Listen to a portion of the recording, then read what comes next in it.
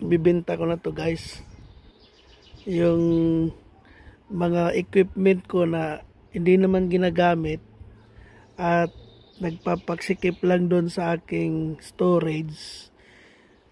Ibibenta na namin. Ito airless compressor, ibibenta ko lang to ng $200. Bili ko nito is 1,200 ata, brand new. 200 lang kasi ang problema nito is itong gun ay medyo sira na. Itong pinaka-gun niya, spray gun ay sira. Pero bagong service ito guys. Ito ay pinaayos ko na at nilinisan nila, sinervice to nila. Nung nagbayad ako dito ng magkano ba yung 300, 400 at ang bayad ko nito, kaya kondisyon ng makina nito. Ito namang isang airless, ito yung pinakauna kong airless guys.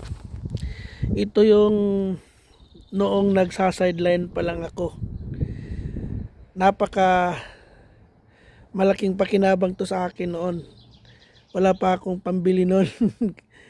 Ito ay nasa ano lang to nasa brand new at nung panahon na yun is nasa almost 500. So binibenta ko lang ng $40 ito guys. Walang problema yung makina, okay, working ang makina, pero ito walang gun. Kaya ito walang gun, so binibenta ko lang ng $40. Sa mga gustong mag-practice dito sa lugar namin, o kaya mayroon silang project na maliit, yan, maraming inquiry ako nito. Nakapost na to sa Facebook. Marami na akong inquiry nito sa ano na to, machine na to. Tapos ito namang isa ay mayroon na ring buyer nito. $50 lang ang binta ko nito. Mayroon na akong parating na buyer magpi-pick up ngayon. Napakamura, $50 lang yan.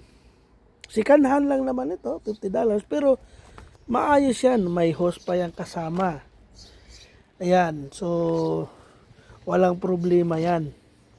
Kaya binibinta ko lang ng $50 kasi nagre-raise kami ng pera ngayon guys, para sa aming gagawing project sa Pilipinas.